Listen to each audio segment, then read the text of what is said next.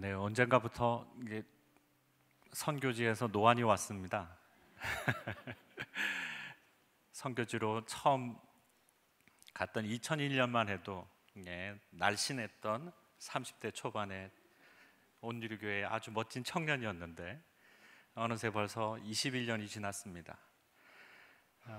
이렇게 무더운 여름날에 그러나 하나님께 주시는 참 좋은 하나님의 성전에서 이렇게 인천 온누리교회 성도들을 만나 주님의 날에 주님의 이름으로 예배하게 하셨음에 정말 감사를 드립니다.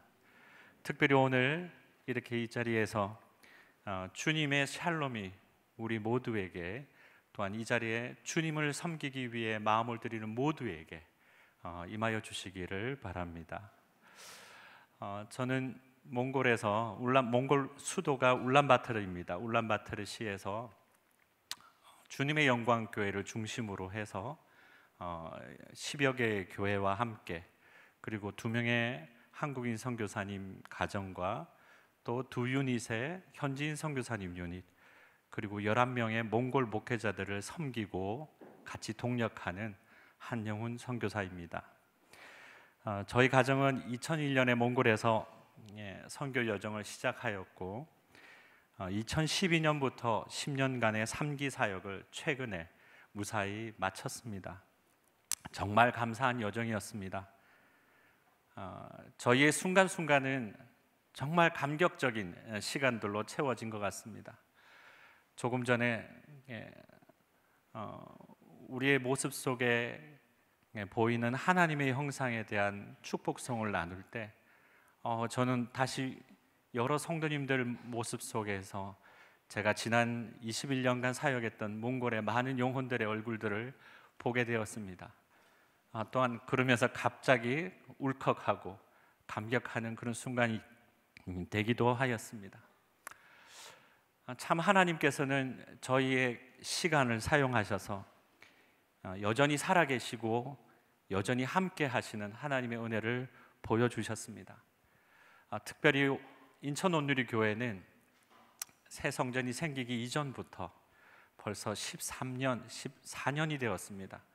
14년도 더 되었네요. 16년 되었습니다. 16년 전부터 몽골에 저희를 같이 동력하고 기도하고 협력하는 그런 귀한 공동체입니다. 서경남 목사님 여러 번 오셔서 1대1 강의도 해주시고 저희 목회자들에게 특별 세미나도 해주시고, 김미정 목사님도 오시고 또 이전에 많은 공동체와 함께 오셔서 섬겨주셨던 순간순간을 몽골에 있는 많은 저희 형제 자매들이 여전히 기억하고 있습니다. 그래서 다시 한번 감사를 드립니다. 저는 몽골에서 선교사로 살아가는 그 순간순간이 참 하나님의 손에 이끌리는 삶의 연속이었다고 생각합니다. 물론 여전히 부족하고 또 불완전하였기 때문에 우리에게는 늘 문제들이 생기곤 했습니다.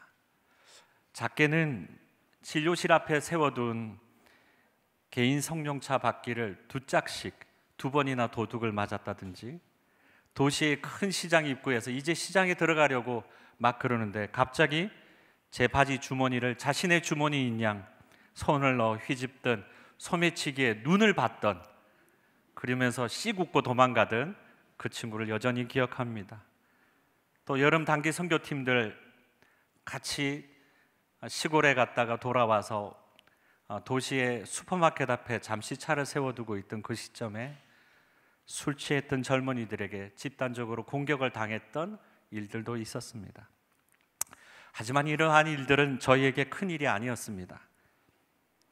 또한 제가 이비인후과 의사고 몽골에서 많은 환자들을 보고 수술을 하다 보니까 환자와 관련된 문제들도 있을 법도 한데, 늘 감사한 것은 지난 20년간 수술받았던, 그리고 치료받았던, 진료받았던 많은 환자들에게 큰 문제와 사고가 없었다는 것입니다. 은혜입니다. 저는 돌아보면 늘 은혜 속에 있었던 사람입니다. 오히려 저희가 겪은 대부분의 큰 문제는 이러한 문제들이 아닙니다.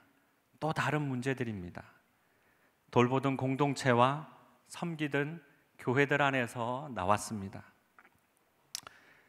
양육받던 형제가 공동체 생활하던 곳의 기물을 어느 날 갑자기 시장에 팔아버렸습니다.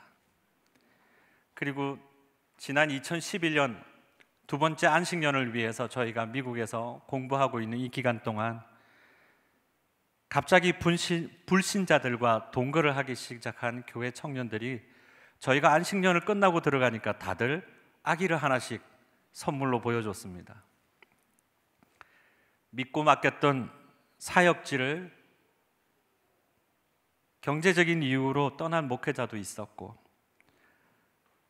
여러 중독의 문제를 이기지 못하더니 결국 사고로 저보다 먼저 천국에 간 사랑하는 형제도 있었습니다. 사실 이러한 사람에 대한 문제, 하나님의 사람과 관련된 문제들로 사실은 저희가 너무나도 많이 아팠습니다. 그리고 쏟아지는 눈물로 잠을 이루지 못한 밤들이 얼마나 많았던지 지금도 생각하면 가슴이 저려오는 것 같습니다. 하지만 그럴 때마다 임마누엘의 하나님께서는 언제나 그곳에 저희와 함께 계셨습니다. 돌아보면 이 모든 과정 또한 주님의 은혜임을 깨닫게 해주셨습니다. 언제나 여호와 이레로 필요한 것을 먼저 준비시키시고 필요한 사람들을 보내주셨습니다. 온전하시고 여상하신 하나님의 은혜와 능력으로 저희의 이번 10년 사역도 하나님께서 인도해 주셨습니다. 그리고 우리의 불완전한 삶을 통해서 하나님의 나라가 임하는 기적을 보여주셨습니다. 십자가의 능력이 나타나는 기적을 보여주셨습니다. 인생의 의미를 모르던 많은 영혼들이 우리의 삶을 통해 복음을 들을 뿐 아니라 자신의 복음으로 받아들이고 깨달아서 변화를 받고 주님을 향하여 자신의 삶을 드리는 감격적인 인생 극장의 증인으로 저희를 불러주셨습니다. 지난 저희의 삶은 하나님 앞에 이러한 은혜의 삶이었음을 고백합니다. 할렐루야. 오늘 본문 말씀은 복음 전도에 대한 이야기입니다. 이 본문을 중심으로 저는 지난 21년간 예수 그리스도의 복음을 선교지에서 어떻게 전했는지 여러분과 나누려고 합니다. 사실 오랜만에 한국어로 설교를 하다 보니 지금 사실 굉장히 떨리는 상황입니다. 주님께서 함께 계시지만 평소에 자주 하던 몽골어 설교가 아니라 한국어로 설교를 하다 보니 오히려 조금은 천천히 말씀을 나누게 되네요. 오늘 여러분과 말씀을 나누는 중에 하나님의 복음의 비밀이 여러분 모두에게 이해되기를 소원합니다. 하나님께서 함께 해주시기를 원합니다.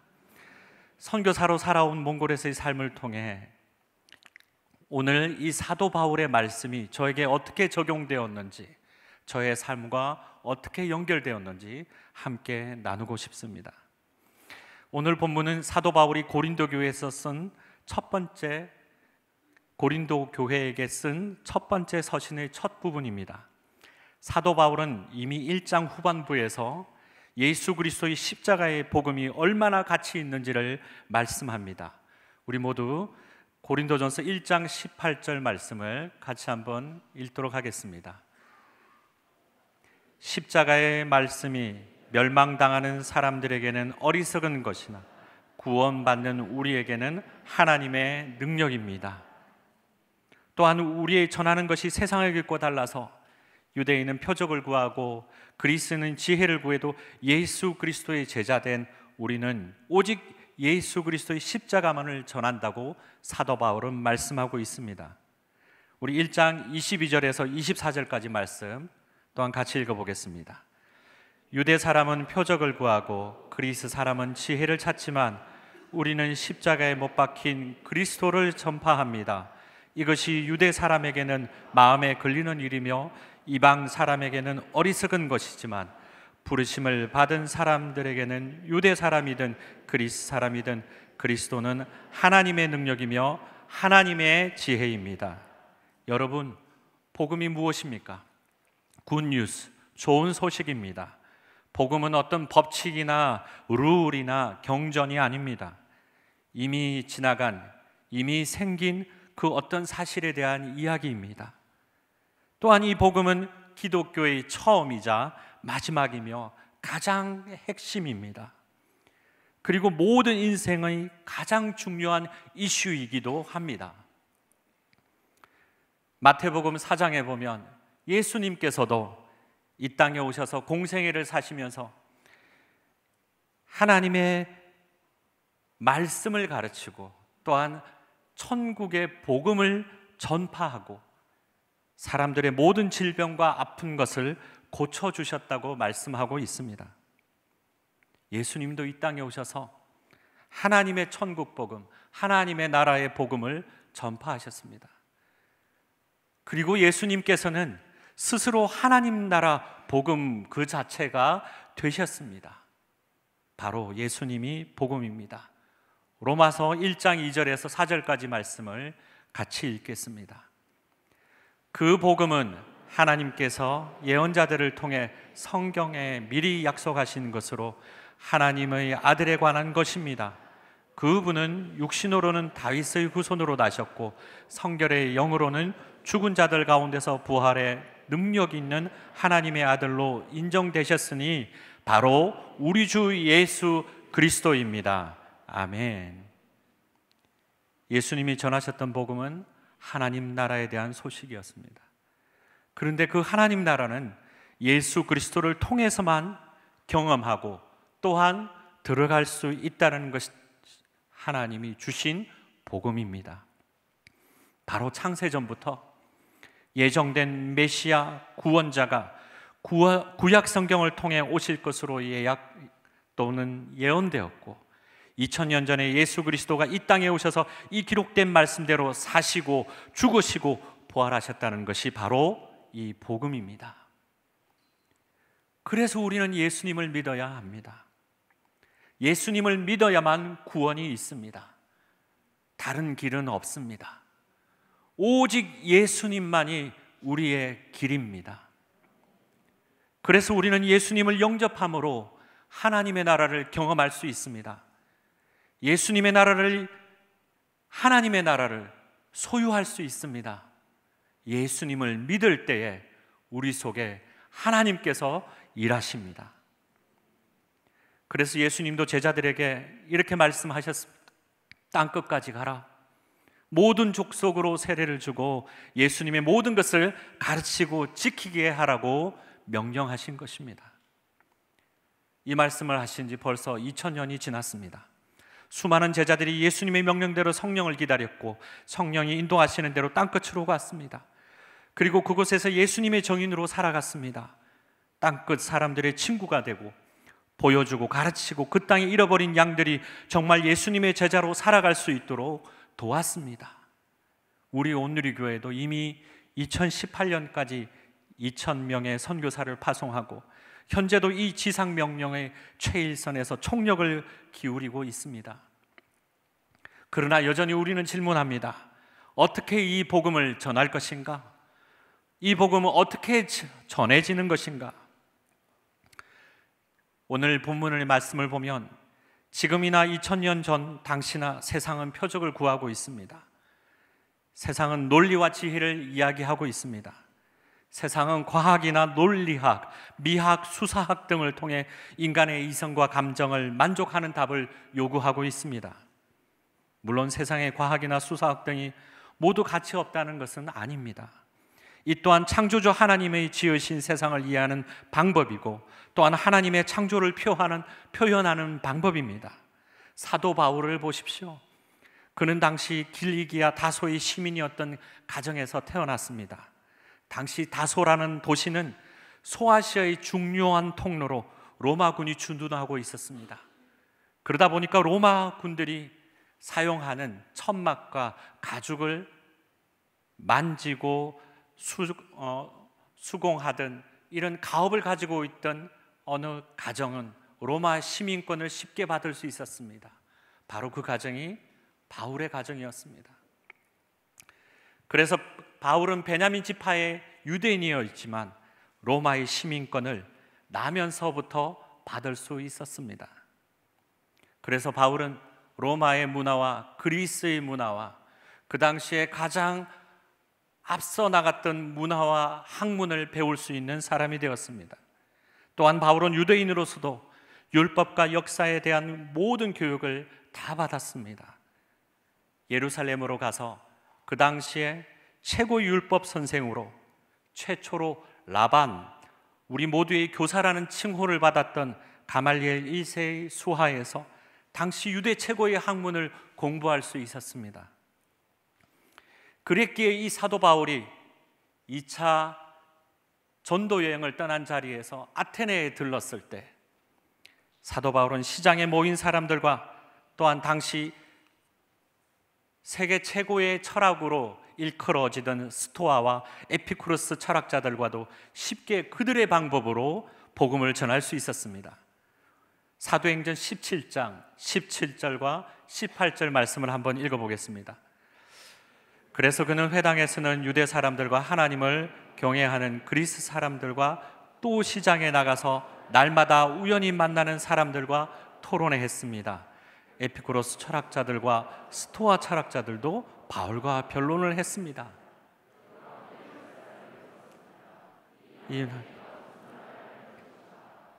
또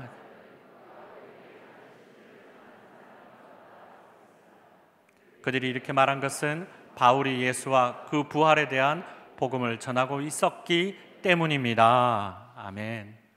싸우듯이 토론했습니다.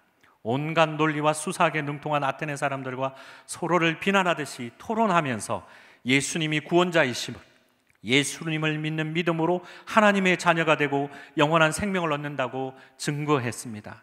그리고 그 결과 사도행전 17장 34절에 보면 몇 사람이 예수님을 믿게 되었습니다. 어떤 분들은 바울이 복음을 전하는 방법이 잘못되어서 전도의 열매가 적었다고들 말씀하십니다. 그러나 저는 이 말씀을 그렇게 보지 않습니다. 하나님의 시간, 카이로스는 우리의 시간과 다릅니다.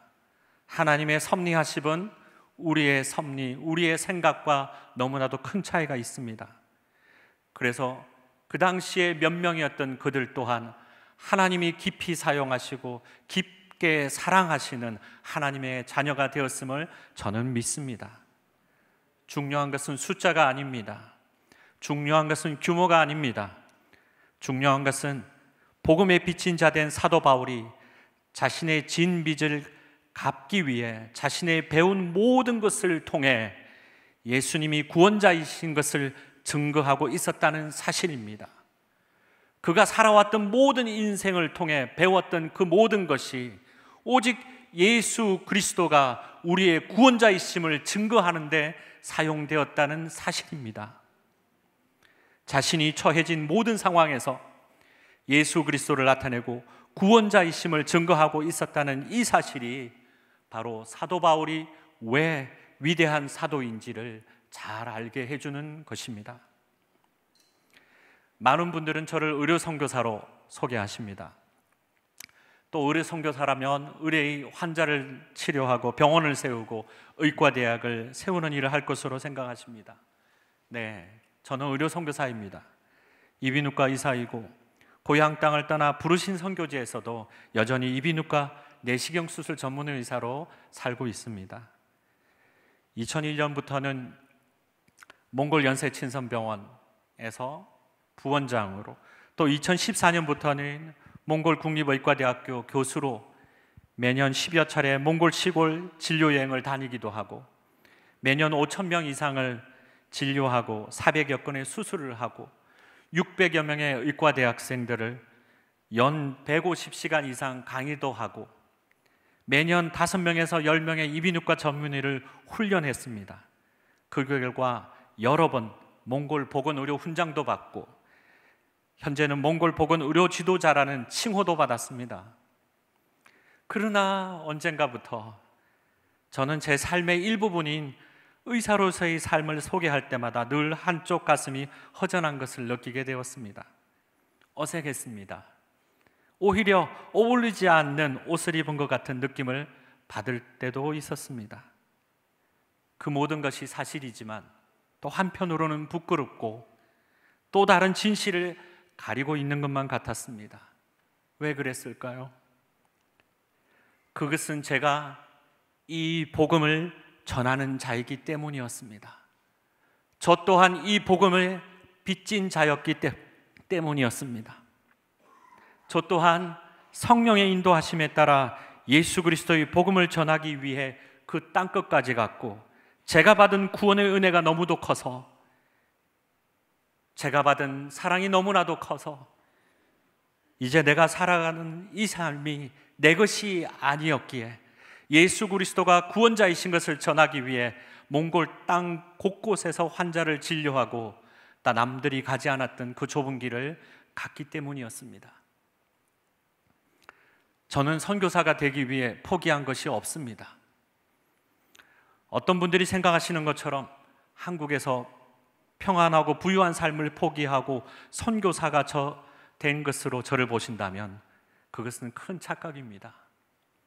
저는 지금도 너무도 당연히 제가 누릴 것을 잘 누리고 있습니다. 하나님이 주시는 샬롬과 하나님이 주시는 은혜는 이 세상의 그 어떤 것과도 비교할 수 없습니다. 그 은혜가, 그 샬롬이 제 삶을 만들어 오셨고 제 삶의 가장 중심임을 오늘도 저는 고백하게 됩니다.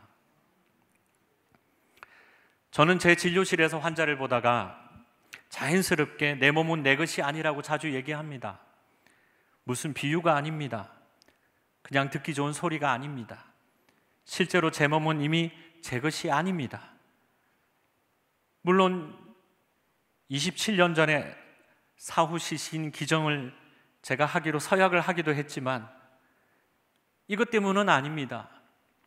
갈라디아서 2장 20절 말씀처럼 내가 예수 그리스도를 믿고 그 안에서 죽었다가 다시 살고 있는 것은 이제 내가 아니라 예수 그리스도의 사시는 삶이기 때문입니다. 몽골 국립의대 학생들과 전공의들에게 청각, 후각, 미각 등 감각의 신비에 대해 이야기하다 보면 과연 이 세상의 모든 것을 창조하신 하나님을 얘기하게 됩니다. 너무도 미세한 차이를 구분해내는 우리의 신경 연결 하나하나가 과연 수천억 번 반복되는 우연의 결과일까요? 저는 인체의 신비스러운 구조와 기능을 강의할 때마다 이 모든 것이 하나님의 창조물임을 거듭 증거하게 됩니다. 바로 이것입니다. 내게 주어진 모든 것은 땅끝에서 예수의 증인으로 살게 하시는 하나님의 섭리하심이었습니다. 사랑하는 인천 온누리교회 여러분, 우리의 살아있음이 예수 그리스도를 증거하기 위함임을 잊지 마시기 바랍니다. 우리의 호흡까지도 하나님을 향한 찬양이며 우리의 매 순간순간이 예배임을 잊지 마시기 바랍니다. 또한 오늘 본문은 고린도 교회를 향한 바울의 고백이었습니다. 고린도 교회는 아테네를 떠난 바울이 방문했던 장소였습니다. 사도행전 18장에 보면 사도 바울은 고린도에서 1년 반 이상을 시간을 보냈습니다. 그리고 먼저는 많은 유대인들과 이후에는 많은 이방인들에게까지 예수 그리스도의 복음을 전했습니다. 물론 이곳에서도 유대인들은 바울을 거절하고 또한 욕설까지 했습니다. 하지만 이방인들을 통해서는 하나님께서 많은 열매를 보여주셨습니다. 이것이 고린도 교회의 시작이었습니다. 그리고 오늘 우리가 읽은 고린도 전서 2장의 이 말씀은 그 당시의 일을 회상하면서 사도 바울이 고린도 교회에게 전하는 말씀입니다. 오늘 본문 2장 1절에 3절 다시 읽도록 하겠습니다. 형제들이여, 내가 여러분에게 가서 하나님의 비밀을 전할 때 달변이나 지혜로 하지 않았습니다. 내가 여러분 가운데서 예수 그리스도 곧 십자가에 못 박히신 그분 외에는 아무것도 알지 않기로 작정했기 때문입니다. 내가 여러분에게 갔을 때 나는 연약하고 두렵고 떨리는 가운데 있었습니다. 아테네를 지나오면서 짧은 기간이었지만 사도 바울은 사실은 힘들었던 것 같습니다. 아테네의 지혜로운 자들이 잘 이해할 수 있는 말로 설득하고 변증하고 논쟁하면서 참 구원자 되신 예수 그리스도의 복음을 전하지만 아무리 온갖 지혜로운 말로 얘기해도 이해하는 사람이 많지 않았습니다. 전한 복음을 받아들이고 믿는 자들이 적은 것에 바울은 순간 자신감을 잃은 것 같습니다. 그래서 사도행전 18장 1절에 3절을 보면 얼마간 사도 바울은 복음 전하는 일에 전념을 하지 못하고 천막을 고치는 일에 매진한 것을 알 수 있습니다. 이 기간 하나님의 좋은 동력자를 만난 것은 좋은 일이었습니다. 그렇지만 사도 바울은 많은 부분 자신의 삶과 복음을 전하는 방법에 대해 깊이 고민하고 있었던 것 같습니다. 그래서 오늘 말씀처럼 오히려 고린도에서 전도할 때는 달변이나 지혜로워하지 않기로 정한 것 같습니다. 그래서 오히려 고린도에서 전도할 때는 두렵고 떨리는 마음으로 예수 그리스도 곧 십자가에 못 박히신 그분 외에는 아무것도 모르는 것처럼 예수님만 전하게 되었습니다. 그런데 여기에 귀한 비밀이 있습니다. 사도행전 18장 5절에 보면 실라와 디모데가 마케도냐에서 돌아온 이후부터 그는 다시 말씀을 전하는 데만, 다시 말해서 복음을 전하는 데만 전념을 했습니다. 그러자 하나님의 놀라운 역사가 보이기 시작했습니다. 사도 바울이 고린도 사람들에게 복음을 예수 그리스도의 이름만 전하기 시작하자 세상의 지혜자들이 하듯이 지혜로 풀어 얘기하지 않고 날것의 예수 그리스도의 복음을 전했음에도 하나님의 복음은 역사하시고 하나님의 성령은 고린도 사람들의 심령을 쪼개고 예수 그리스도의 이름을 믿게 하시고 그들 중에 많은 사람들을 하나님의 백성으로 삼으셨던 것입니다. 사도행전 18장 8절 말씀 우리가 같이 한번 읽겠습니다. 회당장 그리스보와 그 온 집안이 주를 믿게 됐고 바울의 말을 들은 다른 많은 고린도 사람들도 믿고 세례를 받았습니다. 며칠 전 몽골 어르 선교사로 계셨다가 이제는 사당에서 개원하시는 권모 치과 선생님을 만났습니다.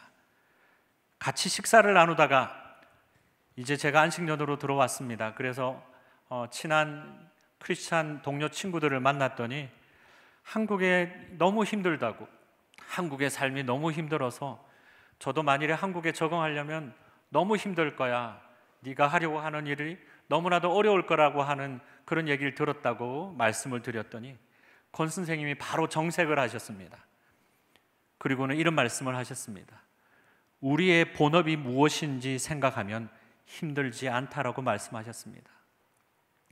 적응에 문제가 없다라고 말씀하셨습니다. 자신도 선교지에서 돌아와 개업을 하면서도 지금도 몽골인들을 위한 교회 공동체를 세우고 여전히 주님의 제자들을 위해 살고 있기 때문에 우리의 본업이 무엇인지 생각하면 세상에서의 평가와 세상 사람들의 얘기는 문제가 될 수 없다고 말씀하셨습니다. 그렇습니다. 사랑하는 여러분, 우리의 본업이 무엇입니까? 우리는 누구로 부름을 받았습니까? 예수 그리스도의 증인입니다. 우리의 본업은 예수 그리스도의 복음을 전하는 사람입니다. 어디에서 무엇을 하든 예수 그리스도의 제자된 성도들은 예수 그리스도의 복음에 빚진 자요 또한 그분의 성령의 인도하심에 순종하는 자들입니다. 여러분은 얼마나 지혜자이십니까? 얼마나 스스로를 지혜자라고 생각하십니까? 성경은 우리가 지혜롭다고 생각할 때 오히려 소망이 없다라고 말씀하십니다. 잠언 26장 12절 말씀에 자기 스스로 지혜롭다고 생각하는 사람을 보았느냐? 그보다는 차라리 어리석은 사람에게 더 소망이 있다라고 말씀하십니다. 오히려 우리의 지혜는 진정한 지혜가 아니라고 말씀하십니다. 전도서 8장 17절 말씀에 그때 나는 하나님께서 하시는 모든 일, 곧 해 아래에서 일어나는 일들이 사람이 알 수 없다는 것을 알았다. 아무리 애써도 사람은 알 수 없다. 지혜로운 사람이 자기를 자기는 안다고 주장해도 실은 그도 그것을 알 능력이 없는 것이다. 사랑하는 여러분, 예수 그리스도의 복음은 그 자체가 이미 하나님의 능력이심을 믿으시기 바랍니다. 많이 배운 자나 적게 배운 자나 차별이 없습니다. 많이 가진 자나 적게 가진 자나 차별이 없습니다. 나이 많은 어른이나 나이 적은 어린이나 차별이 없습니다. 예수 그리스도의 복음이 전파되는 비밀은, 복음을 믿는 비밀은 바로 여기에 있습니다. 우리의 복음 전파는 이를 듣는 인간의 지혜에 답이 있지 않습니다. 오직 하나님의 능력이 그곳에 나타나야 합니다. 고린도전서 2장 4절 말씀, 5절 말씀 같이 또한 읽겠습니다. 내 말과 내 선포는 지혜롭고 그럴듯한 말들도 한 것이 아니라 성령의 능력이 나타낸 증거로 한 것입니다.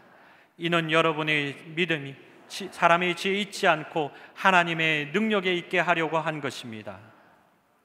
아멘. 말씀을 정리하려고 합니다. 오늘 사도 바울은 아테네와 고린도 교회, 고린도에서의 선교 여정을 통해 두 가지 상반된 것 같은 태도를 보여주었습니다.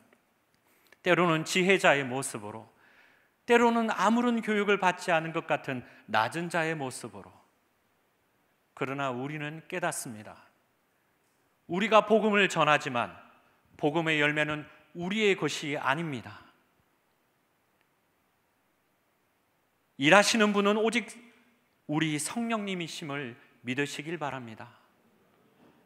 우리의 그 무엇이 복음의 열매를 맺는 것이 아니고, 우리의 땀과 우리의 노력으로 복음이 열매 맺는 것이 아니고, 오직 하나님의 능력이 나타나야 복음의 열매를 맺을 수 있음을 믿으시길 바랍니다. 그래서 우리에게 남은 것은 무엇일까요? 우리에게 남은 것은 순종입니다. 우리에게 남은 것은 충성입니다. 모든 믿는 자들이요, 우리의 모든 순간 죽도록 사랑하고 죽도록 섬기는 것만 남았습니다. 내 것이 없는데 어떻게 행복할 수가 있을까요? 여러분, 버려보십시오. 내 것이 없는데 오히려 행복합니다. 내 것이 없는데 오히려 하나님이 주시는 기쁨으로 이 세상의 기쁨을 능가합니다. 죽도록 사랑하십시오. 다른 것이 없습니다. 죽도록 섬기십시오. 사랑하는 인천 온누리교회 성도 여러분, 우리는 모두 이 여정 가운데 있습니다. 몽골에 사역하고 있는 저만 이 여정 가운데 있는 것이 아닙니다. 여러분 모두 주님께서 이 여정 가운데로 불러주셨습니다. 두려워하지 마십시오. 걱정하지 마십시오. 하나님께 맡기십시오. 성령님께만 의지하십시오. 이 세상 끝날까지 주님께서 우리와 함께 하실 것입니다. 약속하셨습니다. 이루실 것입니다. 믿음으로 바라보는 우리 모두가 되기를 주님의 이름으로 축원드립니다. 기도하겠습니다. 하나님 아버지, 주님께서 주시는 이 복음의 비밀을 함께 나누었습니다. 하나님, 우리가 주님 앞에 설 때에 주님 겸손함으로 섭니다. 주님 순종함으로 섭니다. 온전히 주님께만 복종합니다. 하나님, 주님의 복음이 우리의 삶을 통하여 온전한 복음 되기를 소원합니다. 하나님, 일하여 주시옵소서. 임하여 주시옵소서. 역사하여 주시옵소서. 우리를 주님의 사람으로 세워 주시옵소서. 온전한 열심과 온전한 믿음으로 주님께 나아갑니다. 우리를 받아 주시옵소서. 예수 그리스도의 이름으로 기도드립니다.